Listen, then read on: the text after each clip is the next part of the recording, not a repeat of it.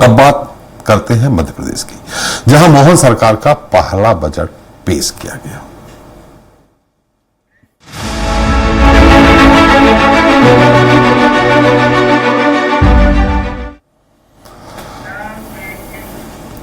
तो कल के नए सवेरे हैं हम, धरती की संतान हैं हम, श्रम से हम तकदीर बदलते मानवता के अभिमान हैं। जी हां, मध्य प्रदेश के वित्त मंत्री जगदीश देवड़ा ने इसी कविता के साथ मोहन सरकार का पहला पूर्ण बजट पेश किया।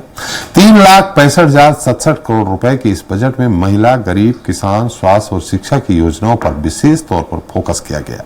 एक तरफ सरकार का दावा है कि बजट असीमित संभावनाओं को समेटकर बनाया गया है, इससे सभी वर्गों को बड़ा लाभ मिलेगा, तो दूसरी तरफ विपक्ष इसे निराशा वाला और गरीब विरोधी बजट करार दे रहा है। Manmohan budget, health, education, agriculture पर जोर, जनता पर नहीं बढ़ा टैक्स का बोझ। जी हां, मध्य प्रदेश की मोहन सरकार ने विधानसभा में विपक्ष के हंगामे और वॉकआउट के बीच 3,65,067 करोड़ रुपए का अपना पहला पूर्ण बजट पेश किया है, जो पिछले बजट से 16% अधिक है।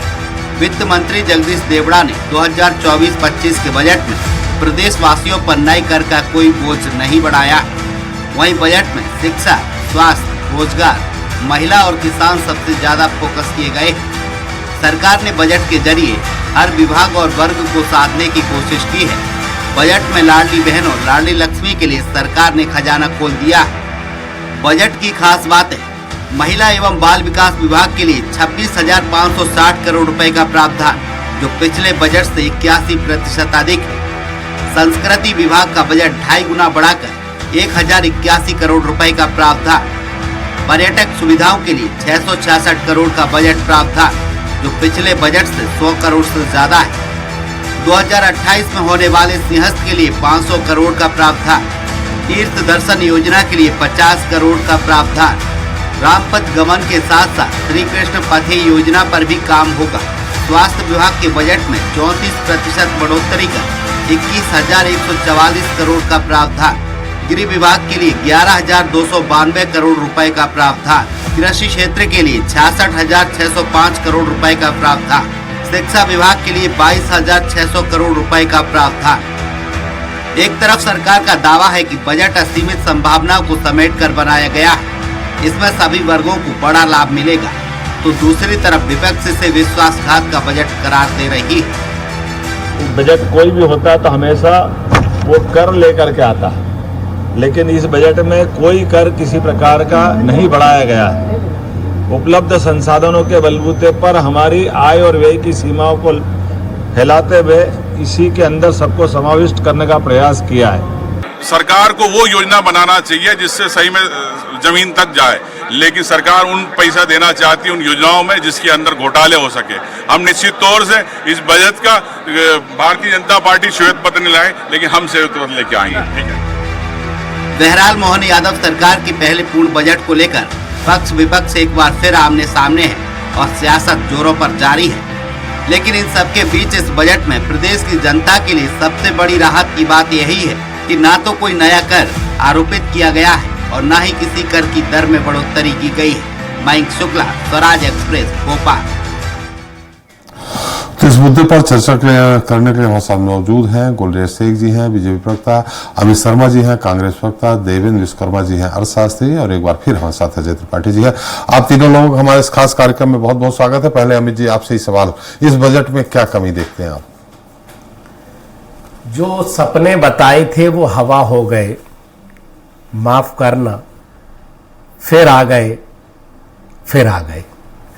ये एक शायरी के साथ आज हमारे वित्त मंत्री जी ने शुरुआत करी, तो मैं भी वो शायरी की चंद लाइनें पढ़ी।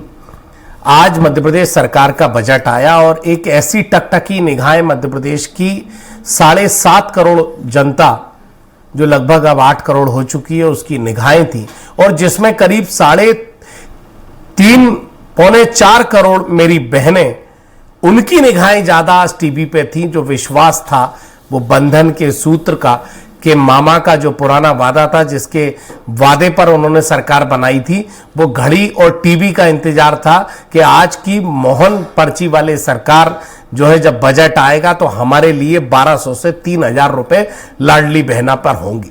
लेकिन पूरी सरकार के शब्द मौन थे। इस पर एक भी बात ना मुख्यमंत्री जी ने कही, ना वित्त मंत्री जी ने कही। किसान की टकटकी निगाहें थी, जो लगभग 4.5 करोड़ किसान जो हमारे मध्य प्रदेश का है, जो आय दुगनी का इंतजार कर रहा था, अपनी बचत का इंतजार कर रहा था, और इंतजार कर रहा था कि उसकी मेहनत की कमाई का जो 3100 रुपए धान का वादा किया था वो उसे मिलेगा। चाहे गेहूं के मूल्य का भाव की बात मंडी में कही थी कि 2700 रुपए की मिलेगा। वो बहनें, मेरी लड़कियां, बच्चियां, वो हमारे प्रदेश की पढ़ने वाली मेधावी छात्राएं, हमारे मामा कहते थे, लाडलियों चिंता मत करो मेरी बेटियों, मामा जिंदा है, मेधावी छात्र बनो, स्कूटी मिलेगी लाल पीले कलर की। वो इंतजार कर रहे थे वो सारे मेधावी छात्र के आज नए मुख्यमंत्री का बजट आएगा और हमें स्कूटी मिलेगी। कई छात्र इंतजार कर रहे थे हमें लैपटॉप मिलने वाला है। गृहिणी इंतजार कर रही थी, शहर और ग्रामीण में रहने वाली, कि जो मोदी जी ने और मामा ने कहा था कि वोट हमें दे दो, मध्य प्रदेश की डबल इंजन की सरकार बना दो। मोदी जी कह के गए थे मेरी बहनों को अब लकड़ी की आवश्यकता नहीं पड़ेगी, 450 रुपए में सिलेंडर मिलेगा। ये बातें हवा हो गई। और उसके बाद आज कहीं ना कहीं अचंभव तो जब हो गया जब शिक्षा की पूरे देश में बात हो रही है, कहीं पेपर लीक की बात हो रही है, नर्सिंग घोटाले की बात हो रही है, शिक्षा माफिया की बात हो रही है। उस तरफ जब बजट आता है, निगाहें जब पढ़ने वालों की होती है, तो 2023-24 में 38,375 करोड़ रुपए शिक्षा का बजट होता है त्रिपाठी जी। और आज जब शिक्षा का बजट ध्यान रखेंगे तो 22,660 करोड़ रुपए मध्य प्रदेश के मुख्यमंत्री जी और मध्य प्रदेश की सरकार ने रखा है। मतलब करीब 1000 करोड़ रुपए कम कर दिया शिक्षा पे, और ये संदेश देने का काम करा कि शिक्षा का जो स्तर चल रहा है उसको हम नहीं सुधार पाएंगे। शिक्षा माफिया से जो उगाई होगी उससे ही हम आगे अपने प्रदेश को ले जाएंगे। रोजगार की बात करी थी आपने एक बात कही कि लाडली बहना और लाडली लक्ष्मी मेरे बहनों के लिए, देखिए 18,984 करोड़, 3,65,000 करोड़ के बजट में 18,09,084 करोड़ बहना योजना के तहत और लाडली लक्ष्मी योजना के तहत 1,231 करोड़ रुपए अलॉट किए हैं। अब इससे ज्यादा और क्या करें? देखिए, बजट में रखना और अलॉट करना उन कागजों में, जी आपके पास महिलाओं के खाते में पहुंचना, इसमें अंतर है। गुलरेज साहब को तो आज हंसी आएगी। मैंने कहा ना कि जो वादे किए थे वो हवा हो गए। सिर्फ आज इनके पास हंसने के सिवा कोई काम नहीं रहेगा। खैर बहरहाल मैं आगे बताता हूं।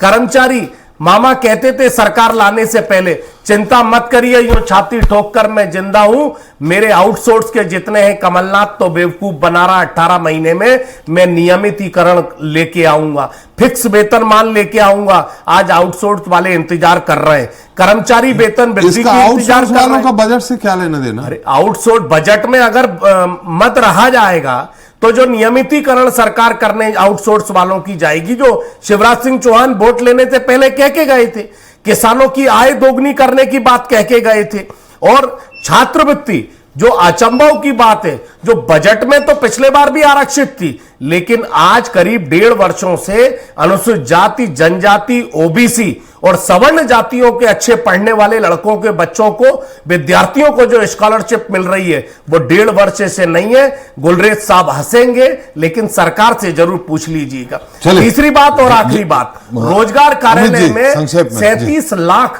पंजीयन थे बेरोजगारों के। आप देखिए आज उनका आंकड़ा बढ़कर 24-25 में बजट से इनका क्या लेना देना? नहीं, बजट में लेना देना, अगर बजट में अगर आरक्षित होगा तो आप जो कही हुई बातें हैं चुनावी वादे में, जो आप सरकार कहती है बनाने से पहले, जो जनता इंतजार करती है, आपने आंकड़ों के जाल में जनता को मतलब नहीं है। जनता को क्या लाभ मिला? अलग अलग विभागों, अलग अलग योजनाओं के लिए कितना बजट का प्रावधान किया गया, ये होता है। 23-24 में थे, लेकिन आज क्या स्थिति है? रोजगार पंजीयन में बेरोजगारों के पंजीयन बढ़ गया, उनकी संख्या बढ़ गई, इसमें बजट से अमित जी क्या लेना देना? बजट तो अलग अलग विभागों का होता त्रिपाठी है। जी, जैसे कोई भी बात का भाषण मैं कह दूं कि कल राष्ट्रपति भवन की रजिस्ट्री होगी तो मेरे पास पैसे होंगे तो जमीन की रजिस्ट्री होगी। चलिए, इसका इसी उत्तर तरह गुल- किसी भी बात को कह दिया, जुमला बना दिया, जो केंद्र की सरकार ने कहा था जैसे 400 पार होंगे, जनता ने हकीकत बता दी। और आखिरी बात, 45,000 करोड़ रुपए प्रति वर्ष सरकार को कर्ज देना है और सरकार एक गोलमोल बजट लेके आई है, कहीं ना कहीं मध्यम वर्गीय परिवार पर, गरीब व्यक्ति पर चलिए भार अमित जी, है। इस अमित बात जी, का जवाब अमित- सरकार को देना गुलरेज जी उत्तर दीजिए। चलिए, गुलरेज जी से लगता संपर्क नहीं हो पा रहा। गुलरेज जी आंकड़े ढूंढ रहे होंगे। चलिए, वो किसी कारण, तकनीकी कारणों से हम उनका संपर्क। गुलरेज जी, मेरी आवाज आ रही है आपको? वो नहीं आएगी अब चलिए, त्रिपाठी। नहीं हम तकनीकी वो कारणों आंकड़े से, तकनीकी है, तकनीकी क्योंकि कारणों से है। तकनीकी जो आंकड़े हैं आंकड़ों का गुलरेज जी जाल के है पास। उसमें तकनीकी है। चलिए, देवेंद्र जी, मेरी आवाज आ रही है आपको? बिल्कुल आ रही है भाई साहब। देवेंद्र जी, ये आपने बजट के बारे में तो काफी अच्छे देख लिया होगा। इस बजट को किस तरह से देखते हैं? एक सामान्य बजट है कि किस वर्ग के लिए इस बजट में अच्छा खासा प्रावधान किया गया है, किस वर्ग के लिए नहीं? हालांकि स्वास्थ्य से, इन्होंने शिक्षा के मामले में अभी हमारे अमित शर्मा जी ने कहा कि उसका बजट, शिक्षा के क्षेत्र का बजट कम किया है, लेकिन मैंने भी देखा कई क्षेत्रों में, कई योजनाओं में बजट बढ़ाया गया है। आप किस रूप में देख रहे हैं? देखिए, मध्य प्रदेश के समग्र विकास का बजट है ना, ये बात हमको समझनी पड़ेगी। सरकार ने कृषि की बात की है, ग्रामीण विकास की बात की है, महिला की बात की है, युवा की बात की है और गरीब की बात की है जी। ऊर्जा क्षेत्र में 19,406 करोड़ रुपए देने की बात की है। 42 लाख किसानों को सम्मान निधि देने की बात की है। 48 लाख हेक्टेयर सिंचाई योजना की बात की गई है। 5 करोड़ गरीबों को निःशुल्क अनाज देने की बात की गई है। पशुपालन को 76% उनके बजट में बढ़ोतरी की गई है। गौशाला के लिए ये चीजें बजट में सब लोग पढ़ चुके हैं। की गई है। ये हम तो तुलना जानना चाहते हैं पिछले बजट और अब के बजट में, पिछले साल के। ये तो सारी चीजें जो आप बता रहे हैं आंकड़े, ये हैं बजट में, ऑनलाइन आ चुकी हैं उसमें।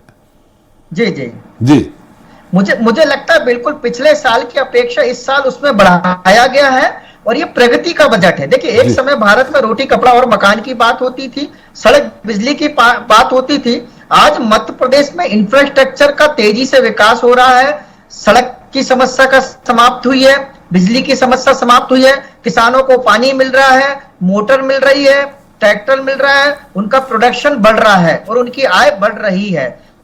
निश्चित रूप से यह बजट मध्य प्रदेश के आर्थिक और सामाजिक विकास में उन्नति की ओर हमको ले जा रहा है। कई समस्या है सरकार के सामने भी है। मैं आपको छोटा सा आंकड़ा बताता हूं, 23-24 का हमारे जो बजट है उसका 46.33% हमको खर्च वेतन, पेंशन और ब्याज में करना पड़ता है। हमारे मित्र ने जैसा भी बताया है कि सरकार ने कई क्षेत्रों में पैसा नहीं दिया। देखिए, लाडली नहीं, ये जो आपने प्रतिशत बताया है, ये इंफ्रास्ट्रक्चर का बताया है, ये तो 63 था, कभी अब 46 होकर घट के आ गया, 61 था। हाँ बिल्कुल, अभी जो मैं एस्टेब्लिशमेंट का खर्च 61 से 63% तक गया है। नहीं, मैं आपको 2023 और 24 का एक आंकड़ा बता रहा हूं। 46.33% खर्च केवल बजट का हमको वेतन, पेंशन और पुराने ब्याज में चुकाना पड़ता है। तो सरकार की यह भी मजबूरी हमको देखना पड़ेगा।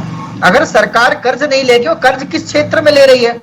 सरकार कर्ज इंफ्रास्ट्रक्चर के विकास में ले रही है, कृषि के विकास में ले रही है, सड़क, बिजली और पानी के विकास में ले रही है। ये जो पैसा सरकार लगा रही है आने वाले मतलब देवेंद्र जी, अगर कांग्रेस सरकार, दिग्विजय सरकार कर्ज ले रही थी तो वो भी बेहतर था। अगर दिग्विजय सिंह सरकार कर्ज ले रही थी तो बेहतर था। मैं आपको देखिए, पहले की तुलना और आज की तुलना में करता हूं। आप सड़क की हालत देख लीजिए, मध्य प्रदेश की सड़क देख लीजिए, सबसे अच्छी सड़क है। ग्रामीण क्षेत्र में आप जाइए, सबसे अच्छी सड़क है। आज बिजली की समस्या नहीं है, आज नल जल योजना के कारण समस्या नहीं है, खेतों को पानी मिल रहा है, उनके उपज का सही दाम मिल रहा है। देवेंद्र जी, मैंने आपको अब शास्त्री के रूप में आपकी प्रतिक्रिया जाननी चाहिए, बीजेपी प्रवक्ता के रूप में नहीं।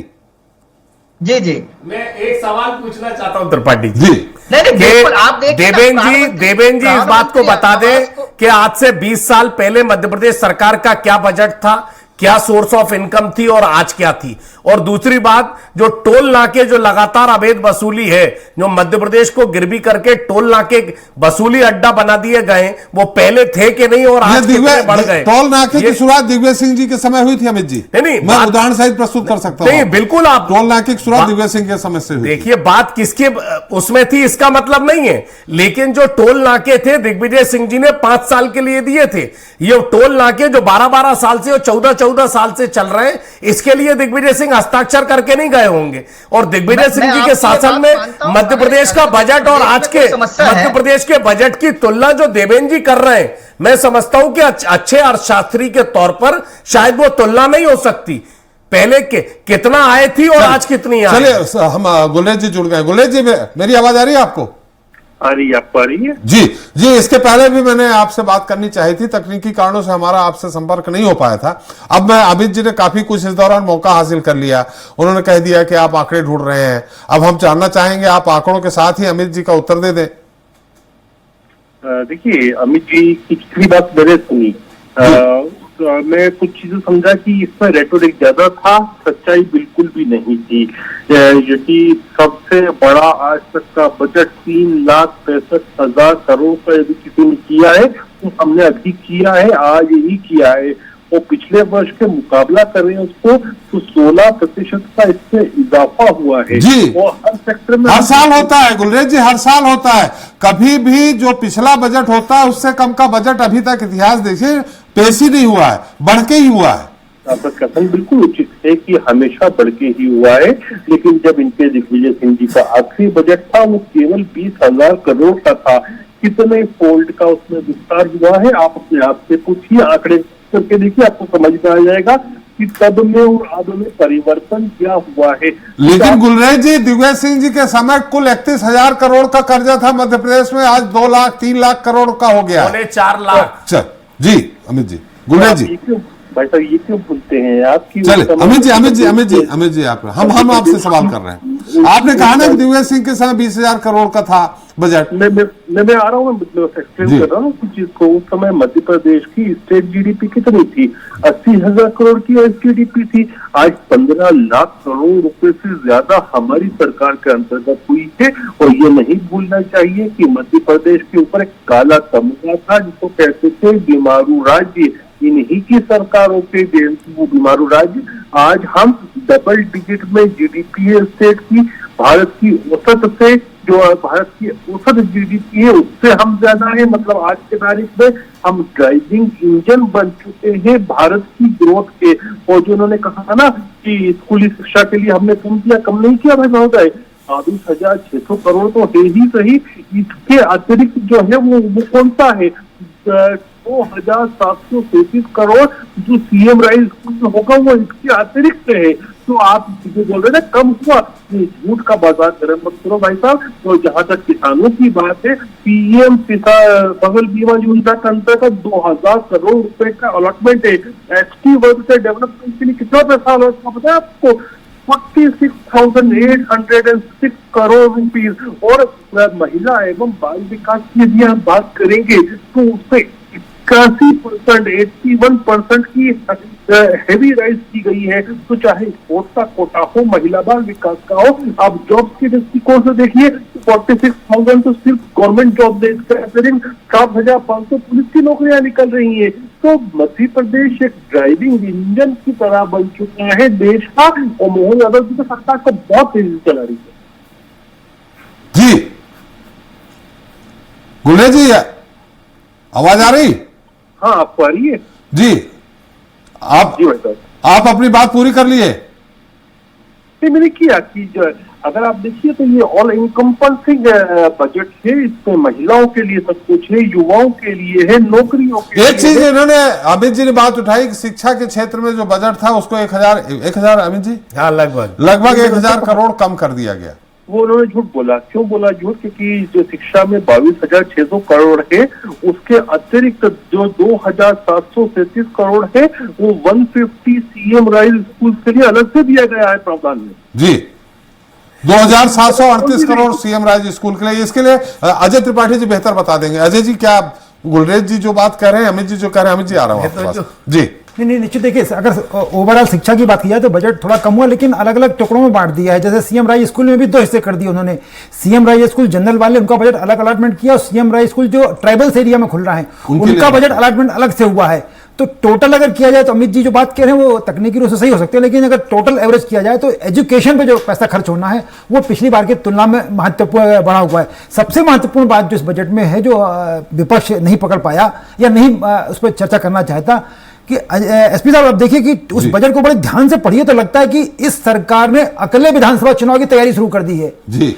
राम पथ गमन जो भी पूरा नहीं हुआ, उसके कृष्ण पाथे की बात करना, उसके अलावा भारत न्यास की निर्माण की योजना बनाना, उसके अलावा लाडली बहना स्कीम के लिए पैसा, और नए स्कूल, आपका शिक्षा पर कितना पैसा खर्च है, स्कॉलरशिप का मुद्दा छोड़ दीजिए, लेकिन नए स्कूल भवन, नए कॉलेज भवन जी, उसके लिए पैसा अलग बजट अलॉटमेंट, इसका मतलब, और सिंहस्थ के लिए अलॉटमेंट, यानी ये आज जो 500 करोड़ सिंहस्थ के लिए कर दिया। हाँ, उसके अलावा आप देखिए लगभग उन्होंने 833 करोड़ रुपए जो बजट में खर्च किए। अगले कॉलेज जो खोलेंगे, ये कॉलेज 1 साल 2 साल में नहीं बनेंगे। इसका मतलब है कि ये सरकार अगले चुनाव की तैयारी कर रही, जाके 2027-28 में कॉलेज आपको दिखना शुरू हो जाएंगे। ये सीएम राय स्कूल की बिल्डिंगें जो दिखना शुरू हो जाएंगी, कृष्ण पाथे योजना, धीरे धीरे आपको ये साफ दिख रहा है कि सरकार ने अभी से अगले 2028 के चुनाव की तैयारी शुरू कर दी है। तो इस बजट में साफ साफ संकेत दे रहा है। दूसरा एक बड़ा मुद्दा कि जो आप बात कर रहे थे, एस्टेब्लिशमेंट खर्चा बढ़ा, एस्टेब्लिशमेंट का नाम एक बड़ा इशू है, इस बजट में बड़ा चौंकाने वाला है कि 10.40% बजट का हिस्सा सिर्फ ब्याज पर जाएगा।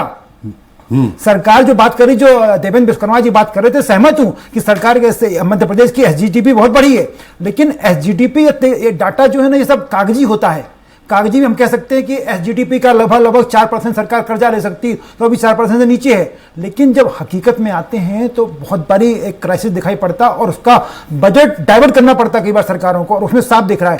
दूसरा आप देखिए कि सरकार ने इसमें जो एक सरकार के जितने नए प्रोजेक्ट हैं, काली सिंध परियोजना भी 3 दिन पहले राजस्थान के साथ सौदा हुआ था, उसमें इसमें बजट में अलॉटमेंट है। तो सरकार ने साफ दिख रहा है कि अगले चुनाव की तैयारी अभी शुरू कर दी, और सारे उन मुद्दों को जो जनता तक पहुंच सकते हैं, जिनको दिखा सकते हैं 5 साल बाद, उनके लिए बजट का अलॉटमेंट इसमें किया गया है। मतलब राम के बाद अब कृष्ण भी स्वाभाविक रूप से। अमित जी, खतरे की घंटी है, राम के बाद अब कृष्ण जी भी, कम से कम मालवा और निवाड़ क्षेत्र में इसका प्रभाव तो पड़ेगा ही।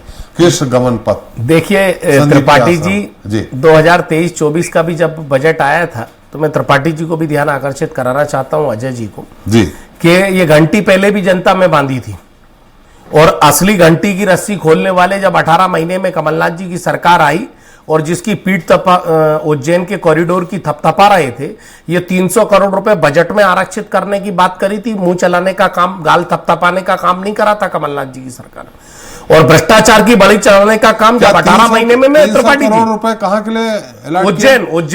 उज्जैन कॉरिडोर के लिए कमलनाथ जी की सरकार का जब बजट आया था तो आरक्षित किया गया था। मुंह से जमा खर्ची नहीं करी गई थी। और उसके बाद जब इन्होंने सरकार गिर खरीद ली और जब इनकी सरकार बनी तो 300 करोड़ रुपए को भ्रष्टाचार की बलि चढ़ा दी गई, जैसे वो सप्त ऋषियों की मूर्तियों को टूटना दिखाई दिया। ओमकारेश्वर में जो धार्मिक पिच है, ये अभी से नहीं खेल रहे, ये धार्मिक पिच पर ये खेलते हैं, लेकिन कांग्रेस आने के बाद बजट रखती है, काम करती है। राम वन गमन पथ के लिए कमलनाथ जी ने 150 करोड़ रुपए रखे थे और ओमकारेश्वर के लिए 150 करोड़ रुपए आरक्षित करे थे। यह हवाबाजी की बात नहीं है। स्मार्ट गौ संरक्षण के लिए, गौशाला के लिए आज आप इनका बजट उठाइए, आप देखिए इन्होंने बात जरूर करी है, लेकिन 20 वर्षों में आज तक गौशालाओं में बजट को इंट्लोकेटेड नहीं किया गया, धरातल पर नहीं उतारा। आज भी उन संस्थाओं को गौशाला के नाम पर मिल रहा है जो भारतीय जनता पार्टी के कार्यकर्ता हैं। जैसे उदाहरण बैरसिया में मिला था, 500 गाय मर गई थी, रतलाम में मिला था 250 गाय मर गई थी। दूसरी बात, एक बजट की बात करी त्रिपाठी जी ने कि आप ये देखिए कि गोलमाल बजट को सरल भाषा में समझिए। 45,000 करोड़ रुपए जो आपका आय बढ़ी, उसका 45,000 करोड़ रुपए जो 16% इजाफा हुआ है, उसमें 45,000 करोड़ रुपए का भी इजाफा हुआ है जो प्रतिवर्ष आपको टैक्स के माध्यम से कर्ज देना है। और रही बात दिग्विजय सिंह जी की बराबरी करी, प्रक्रिया है हमेशा कांग्रेस सरकार में प्रक्रिया नहीं देना था। जैसे आपने कहा कि 30,000 करोड़ 2003 के पहले हो गया था। जी जैसा कहा गुलरेज जी ने कि 16% का इजाफा हुआ है, तो कर्ज का भी तो इजाफा हो रहा है।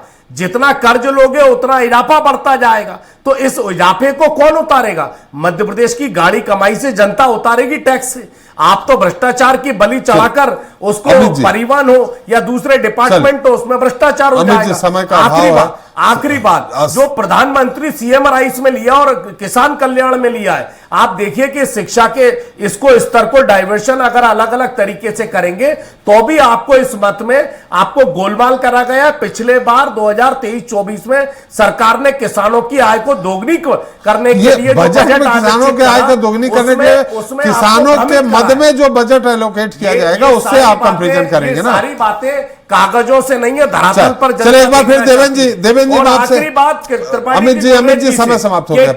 क्या गुलरेज जी, भारतीय जनता पार्टी की सरकार अब अगली 1 तारीख से किसानों को और महिलाओं को 3,000 देने जा रही है क्या? नहीं, वो बजट में है। चलिए गुलरेज जी इस मामले में बोलना चाहेंगे क्या आप? थोड़ा संक्षेप में, समय हो गया। देखिए हमने जितने वादे किए हैं हर वादा पूरा होगा, लेकिन हमने ये नहीं बोला कि इस तारीख को देंगे। पूरे टर्म के अंदर महिलाओं से भी जो वादे हैं वो भी पूर्ण किए जाएंगे, किसानों से जो है।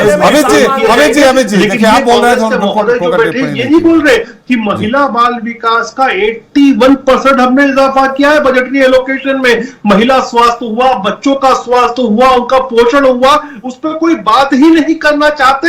ये झूठे मक्का कांग्रेसी जो है ना, ये हर चीज। चलिए समय समाप्त हो रहा है।